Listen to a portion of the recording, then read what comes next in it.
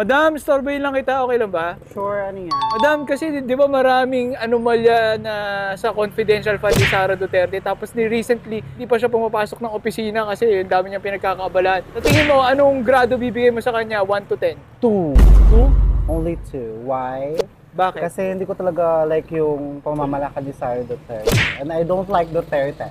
First, yun nga, yung sa pagbabayad ng confidential fund. At the same time, yung ginawa nila sa DepEd na pinamimigay nila yung, what's this? Yung para Kaibigan? sa mga, Ano? kaibigan, yung parang notebook or what, Libro, parang libro kaibigan. Isang na kaibigan. nagpresyo ng bilyon para lang may pamigay sa. Pero hindi ko alam na it will cost that much. Para sa akin, it will just cost that, mas maliit na pera sana. And that amount should be allocated sa mas magandang bagay. Yun? Instead of billion is parang malaki na yung matulong sa mga mahihirap na tao. Alright, thank you very much po. You're very much welcome. Bye-bye.